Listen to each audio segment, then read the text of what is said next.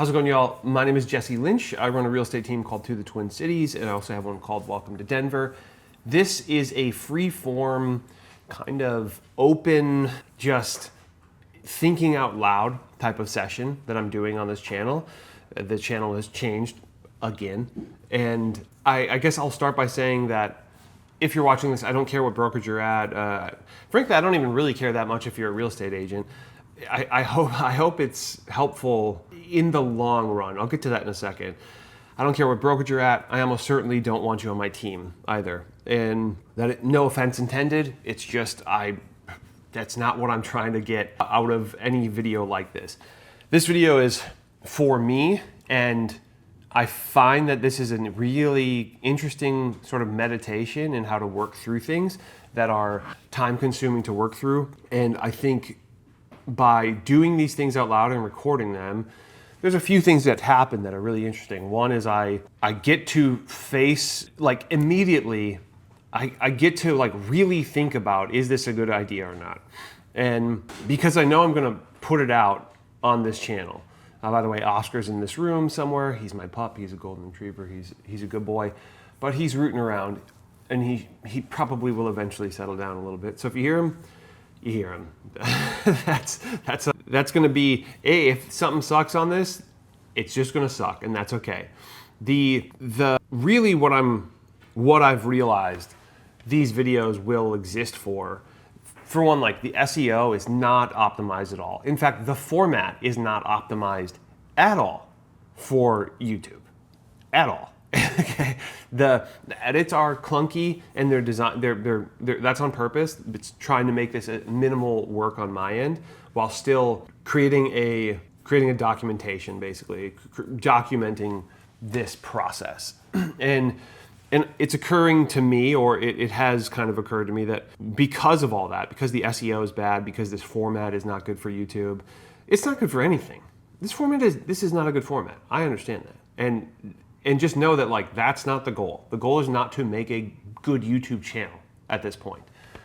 The goal is for one person to find this extremely helpful, and as sort of like eventually, in early days of somebody starting their business, or starting a brand or whatever, potentially they will find it useful to follow along with something like this. Yeah, Oscar's getting pretty bored. So again, what I'm hoping comes out of this, for one, I get better at speaking without using filler words and saying and stuff like that. But I also know that I'll just become a little bit more fluent in everything I'm talking about on this channel. I know that, I hope that one person will find this compelling and actually helpful, and will actually go, yeah, I actually followed along, and I was able to sort of leapfrog where I thought I would be because of those things. I wish that people had stuff like this when I was starting my brand, and there were things out there, but they were difficult to find, and there was certainly nothing as like honest, perhaps, or like deep in thought and watching the process and the thought process. And again, even if this is not helpful, as this brand, as this channel that I'm working on develops, I think it will be fascinating to go back to watch some of these, because you'll be able to see the brand that I'm working on, you'll be able to see that just probably be something different than what I'm talking about now. And you'll be able to see the things that worked, and you go, that was an idea that I had, or that he had, whatever. I'll be able to say, that was an idea that I had, and I went with that. And then I'll probably be able to see all these other things and go, that was also ideas that I had that I did not go with. And yeah, it's interesting. I hope that in a year, as the other brand develops, right, the new brand that I'm working on develops, that like these videos, this series, whatever you want to call it, will sort of be, while still being buried in the algorithm, I suspect that there will be a usefulness in going back through and maybe starting at the beginning and listening along the process. So today is going to be a brainstorm session where I'm going to brainstorm as much as I can to begin to flesh out, which I still don't know what the answer to that is, flesh out the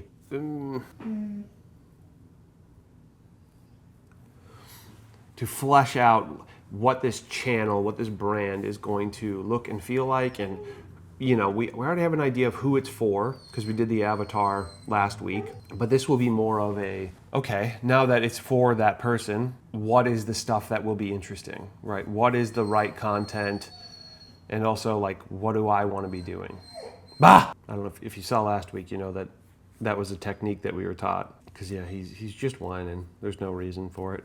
So the brainstorming session, some of this stuff I haven't even completely considered what will be the items that I'm going to brainstorm. I have name for the channel, elements of the brand, video styles or like video genre. Because I have an idea of these things, but I just want to work through them.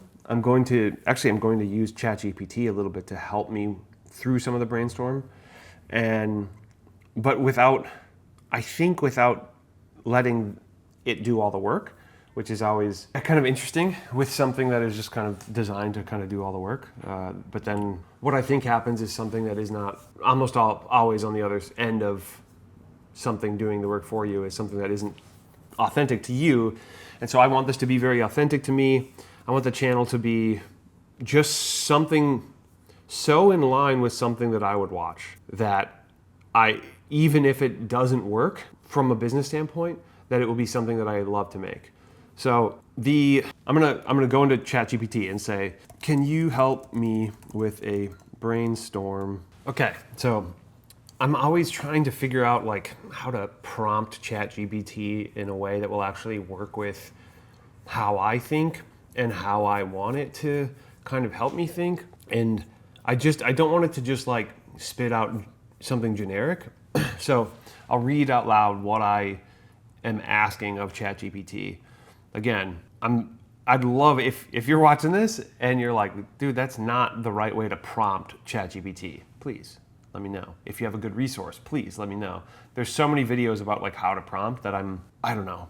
I like often don't know how to do it correctly. And actually, one more thing I'm going to add here is, okay, let me read this. And the first probably sentence or two of this are things that I don't usually prompt something like an AI this way, but I've heard of people prompting it this way, and I'm very curious to see if it works. So starting now, you are a branding expert, specifically as it pertains to content creation on YouTube and building a brand through social media. You've trained from Caleb Ralston, who was a main driving force behind Gary Vee and Alex Hormozi. But your passion is more on the aesthetic, gritty, cinematic, rock and roll, heritage brand type of things. Can you help me with a brainstorming session for a new brand/YouTube channel, which is focused on the people, places, and things that make Minnesota such an awesome place? So far, what I have is the idea to make vlog-style videos where I chat with the people who run the coolest companies, stores, events, and the craftsmen and women who make beautiful things, coffee shop owners, restaurateurs, home builders, home remodelers, and makers, among other things, who are known for being of the highest quality or particularly high level at what they do. This channel/brand will be an arm of my main company YouTube channel, To the Twin Cities, which you and I have talked about at length. Sometimes I don't know that ChatGPT remembers what we've talked about, but often they do. Often it does. I'm hoping to help you prompt me. I'm hoping you can help to prompt me with aspects I should be thinking about, how to develop the channel, and ultimately what I want at the end of this session is to feel I have a clear vision for what this channel will be, and if you can help me organize these thoughts into something along the lines of a brand guideline, that would be awesome. Then one more thing. I also have this brand avatar worksheet exercise I recently worked through. Can you take this into consideration as you begin to prompt me, as you begin to ask me questions to help allow this, as you begin to ask me questions to work through this? So then I'm going to take the avatar that I did on the last one of these, which is kind of funny. I'm like, which I'm pretty sure I have somewhere. Okay. So the beautiful thing about, the avatar that I worked on in the last episode is that I just get to put it into here. And while it also is helpful for me to read through it and remember those things, I think it's a really good starting point. So it doesn't have to ask you necessarily some of the most fundamental things. And you've even thought more creatively probably than it would when it prompts you. So it says, perfect, I love this direction. What you're describing is less just, quote, another Minnesota channel and more like a cinematic cultural journal, shining light on the people, spaces, and ethos that make Minnesota magnetic. Let's break this brainstorm into 3 parts so you can leave with both a clear vision and the bones of a brand guideline you can run with. Okay. 1, big picture brand vision. So the core idea, a cinematic rock and roll tinge documentary vlog channel, that was a lot of dashes, that explores Minnesota's craftsmanship, culture, and characters. Not tourist hype, not glossy promo, but gritty, beautiful. It's funny, ChatGPT always writes like this. It's so obvious. Not tourist hype, not glossy promo, but gritty, beautiful, high-taste stories that celebrate the people building Minnesota's soul. Yes, generally speaking, like, yeah, that is a pretty good overview of like what I'm thinking. So that's nice. It's just funny how all the writing just sounds the same. Why it works? So this is under the big picture brand vision. It aligns perfectly with your main brand To the Twin Cities, which is about relocation, homes, and living here. In this new channel is about the culture you're moving into. True. It appeals, one of the beautiful things I think about this new brand is that it will also be for people who already live here. So I don't think there will be an overlap. And this is something I realized yesterday. I was talking to Paul. What I realized was there's a really good Venn diagram of people who pay attention to the Twin Cities. And this actually echoes back to last week. I kept wondering, should this just be on the main channel? So what I realized is that no, I think that's a clear no. Because there's so much overlap, right, between the To the Twin Cities client and this channel. There's a really good overlap of like people who are moving here who are interested in the brands and you know, this stuff, the people who are making Minnesota awesome. There's a huge overlap there. But there's going to be the goal, who knows if there's going to be, the goal is for there to be a lot of folks who already live here, and maybe even folks who don't and have no intention on living here, but find the content interesting. And so, but let's imagine there's a bunch of people who live here who are really drawn toward the content in general. While the To the Twin Cities viewer, there's a decent chance they overlap. They want to know the cool stuff that's going on in the Twin Cities. The people who already live here, that content will not overlap that well with the To the Twin Cities content. For example, we just put out a virtual tour of Golden Valley, Minnesota. If you live in Minneapolis and you've lived here for 20 years, you don't give a shit about that, right? You're like, okay, I'm not gonna watch a 20-minute video about a suburb that either I don't live in or I already know just fine. So that overlap the other way is really, really poor, which is why it's gonna be another channel. And one of the beautiful things is on the likes of social media, the overlap I think is perfect because I can put this stuff on the To the Twin Cities channel, great. But I'm not going to collaborate with the To the Twin Cities stuff unless it works, but with that other channel or that other part of the brand, which I believe is just going to be my personal Instagram. So yeah. Some of that will depend on what the channel's called and stuff like that. So, all right, why it works. It aligns perfectly with your main brand To the Twin Cities, which is about relocation, homes, and living here. So it appeals directly to your avatar, James, who wants taste, authenticity, access to what's cool, and to feel like he's in on the best stuff before everyone else. It establishes you as more than a real estate guy. You're a connector and cultural curator, okay? Sure, I haven't thought about it quite that way, but I guess, or at least the channel is. I don't know if I am, I suppose. Number 2, elements to think about. Here are the buckets we should lock in as you shape this channel. Content format, hero episodes, 10 to 20 minute vlogs / profiles of Minnesota makers. For example, bespoke furniture builder, iconic restaurateur, and craft coffee roaster. Micro stories, 2 to 5 minute shorts that could live on TikTok or Instagram. Quick hits from the same shoots. How this guy makes a $3,000 handmade knife. Okay. Personal POV.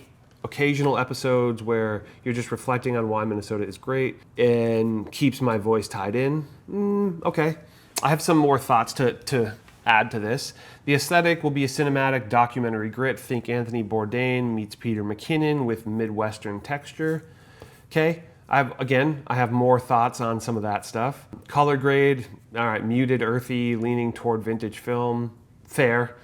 B-roll would be heavy on hands, process behind the scenes shots. I don't know what heavy on hands means exactly, but unless they mean like to show the stuff. Topography / graphic overlays, clean heritage inspired Filson, Levi's, Amundsen vibes. Tone of voice, respectful, curious, slightly gritty, never salesy or tourist brochure. Conversational but elevated. Different is better than better. Okay. Sometimes just, I'm like, okay. Always pulling taste, process, and craft to the forefront. Yeah, fair. The avatar James, what he's looking for in me to discover hidden gems in a new city. To be connected to tastemakers and know what's cool before his peers. To feel you're his guy, someone he'd want at the dinner table who shares his value of craft, family, and aesthetic beauty. Content pillars. Oh, this is a long ass thing. So I probably should have read this. Content pillars, makers and craftspeople, food and drink, spaces and designs, and then events and experiences, the Minnesota lens, your own, okay, that's dorky. Differentiators, you're not a food channel, you're not a pure business profile channel, you're the curator of culture. Everything ties back to craftsmanship and place, fair. Authentic, these are conversations, not PR fluff, fair. Draft brand guideline, here's a skeleton I can refine. Brand name, North of Ordinary, Minnesota made, the craft of Minnesota, Lynx and Loon, North notes. Okay. So what I want to do is I'm going to say so I said, let's brainstorm more before we put any of this into brand format. I started reading and it's an okay outline, but too generic. Can you ask me questions to help you get more granular with this plan? I'd love to talk through the brand pillars to start. Got it, let's strip away the generic and dig into the marrow. The brand pillars are what's going to keep this channel from being, quote, just another local vlog. To get them sharp, I'll throw you some questions, almost like an interrogation light on you session to help tease out what this channel stands for in your voice. So then it says brand pillar brainstorm questionnaire. There's 5 questions. What I want to do is say, can you ask me these questions one at a time? Let's slow down. Okay, because yeah, it's like it says like craftsmanship, and there's a bunch of questions, connection, authenticity, aesthetics, energy, and ethos. And I want to say, I'm just like, can we make this a little bit more conversational? Perfect. Let's slow it down and go deep. We'll start with craftsmanship since that feels like the backbone. Here's the first one. When you picture, quote, the highest level of craft in Minnesota, what images or examples come to mind first? Is it an object, place, or person? So I think, honestly, it's interesting. It's all 3. It's a craftsman making something exceptional in their workshop or on the work site. I'll even soften it. To me, it's all 3. It's a craftsman making something exceptional in their workshop or on the work site. That's strong. So you see the whole ecosystem of craft, the maker, the process, and the environment, and follow up to sharpen this. For you, is the emphasis more on what's made, the final how it's made, the process, or why they make it, the philosophy? Where do I want the viewers? I think is it the what it is, how it's made, or why they make it? I'm going to say I think the why is more interesting. And I think that will help tell better stories. Okay, I'm going to say that. I think the why is more interesting and will help tell better stories. Love that the why gives it soul and depth, and it's exactly what makes these stories stick.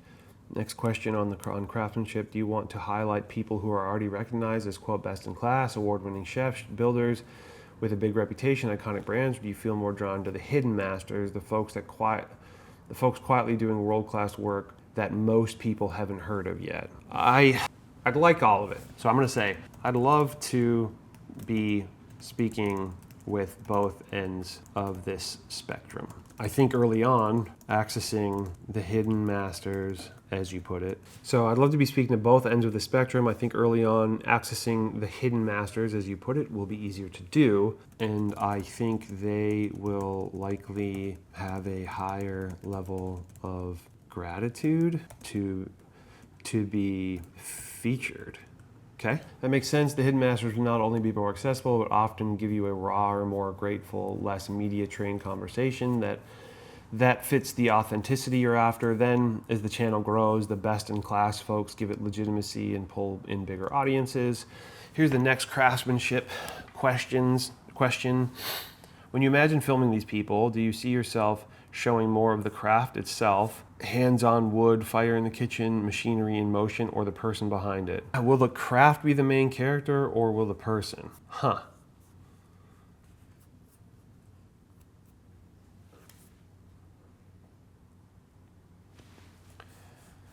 For this type of video, the person will be the main character. I'm realizing, like, I don't think I would do something if it was, for example, a home tour that we do on the other channel.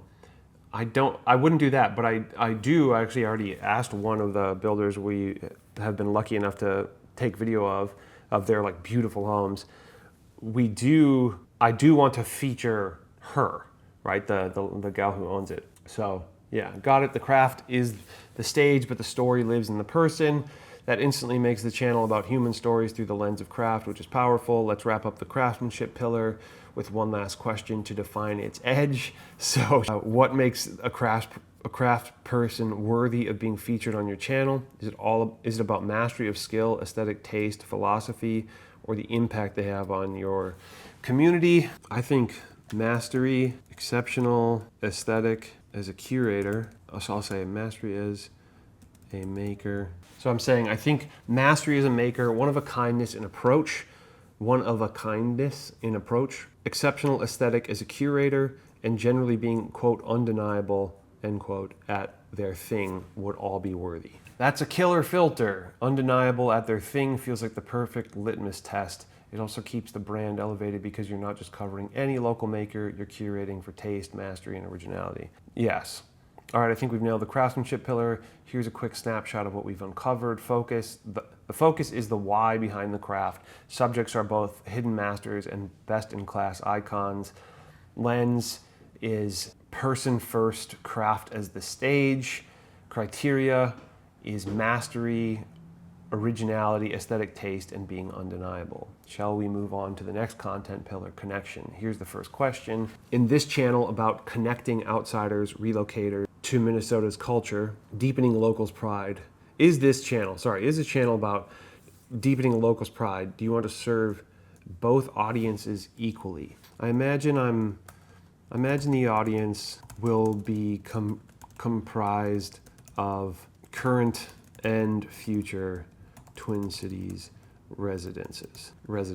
I think people who move here are often taking in content to get excited for their move, and people who live here almost won't even know such a channel exists unless somebody shows it to them. I don't know if I like that. I think people who move here are often taking in content to get excited for the move, and so one of the things that I just told ChatGPT is that maybe I should adjust my avatar for James, because I have that he lives in Denver, but I'm gonna say he just moved to Minnetonka from Denver, maybe to Plymouth from Denver. Okay. That's an important realization. I think you're spot on. If you talk to locals who don't yet know everything, you'll automatically be relevant to both groups. Future residents, they'll watch like a student soaking in culture. Current residents, they'll watch like a peer discovering gems in their own backyard. I think it also takes pressure off making everything feel like a relocation sales pitch. Instead, it's cultural storytelling that anyone curious about Minnesota can buy into. Here's the next connection question to sharpen it. In your role on this channel, do you see yourself as more of a guide, follow me, I'll show you, a peer, let's experience this together, or a curator? I'd like to be framed as a friend of the viewer introducing them to other friends of mine who are the people we're featuring. I imagine being able to say, this is my friend Joe, I'll say. So I'd like to be framed as the friend of the viewer, introducing them to other friends of mine who are the people we're featuring. I imagine being able to say, this is my friend. So like literally what I'm imagining is like saying, this is my friend Joe. Joe does blank, right?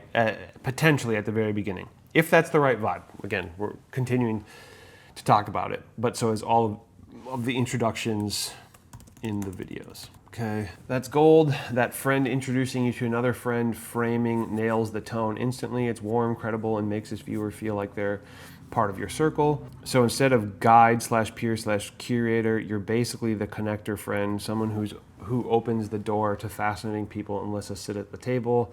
That's a brand defining choice. Hey, thank you. Next connection question. How personal should these connections feel on camera? Do you want the vibe to be more like an intimate dinner table chat, loose, raw conversation, or more like a thoughtful gallery exhibit, polished, reverent, highlighting someone's artistry with a bit of distance? I think okay, so it said, how personal should these connections feel on camera? Do you want the vibe to be more like an intimate dinner table chat, loose, raw, conversational, or more like a thoughtful gallery exhibit, polished, reverent, highlighting someone's artistry with a bit of distance? I said, I think the connection should be more casual to make them approachable, but with lots of reverence for what they do. So along the lines of, this is my friend Joe, and you will not believe how amazing they are. With then a video that feels polished and documentary-esque. At the end of the day, I will be the storyteller moving it along, but as part of my storytelling, having a high level of respect for how I film will allow it to echo their level of craft. It says, yes, that balance is exactly the sweet spot. Casual connection, approachable, like you're just hanging out with a buddy. Reverent storytelling, polished visuals and structure that match their mastery.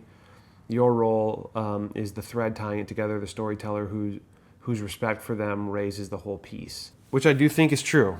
I think if my enthusiasm for the high level of craft can come through in a way that doesn't feel like I'm like gushing or like I'm fanboying, which I don't think I would be anyway, but if it's more of like a sort of, if it's just affirmation of like how good they are, I think that will work pretty well for a video like that.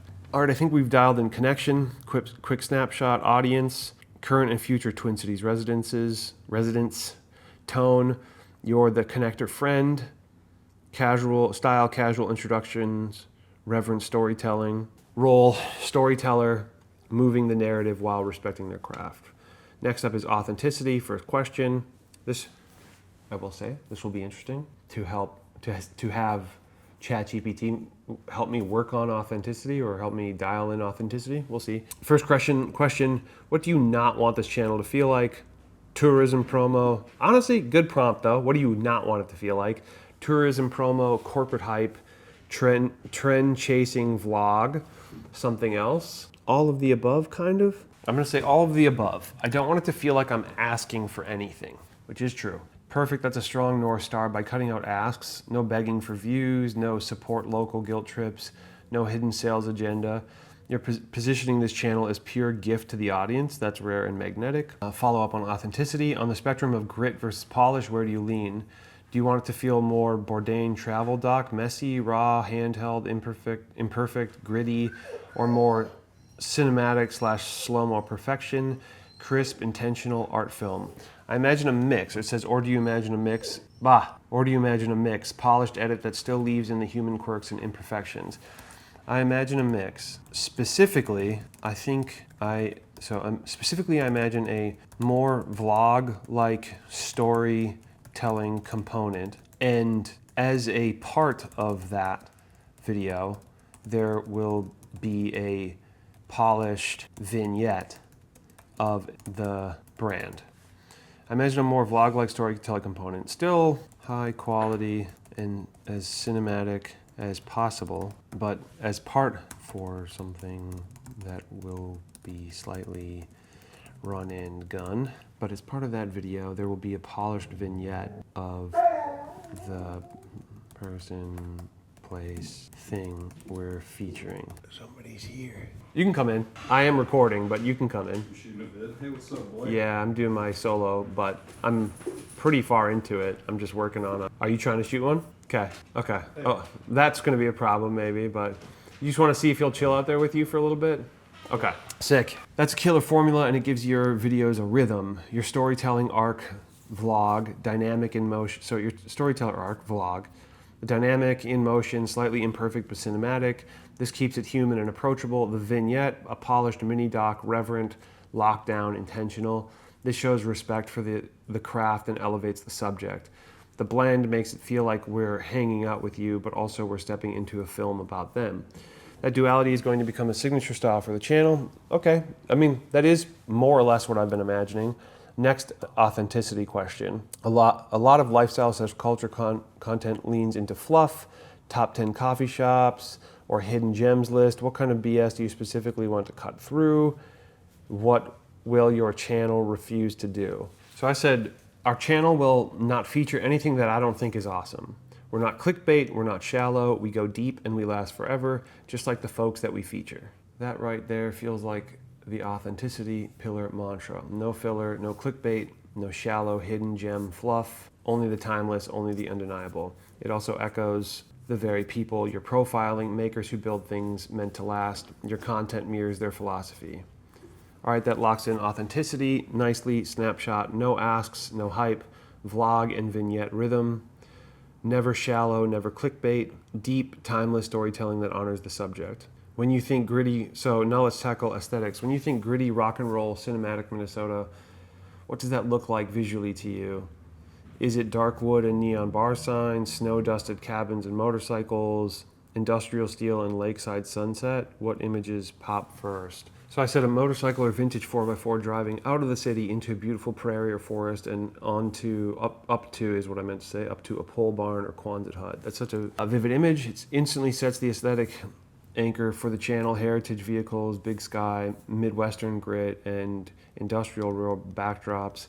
It's motion and place and soul all in one shot. I do want to say to that aesthetic, it's also pulling up to an old warehouse building that has been converted to a maker's space. So then follow up on aesthetics. I'm gonna wait till I send that.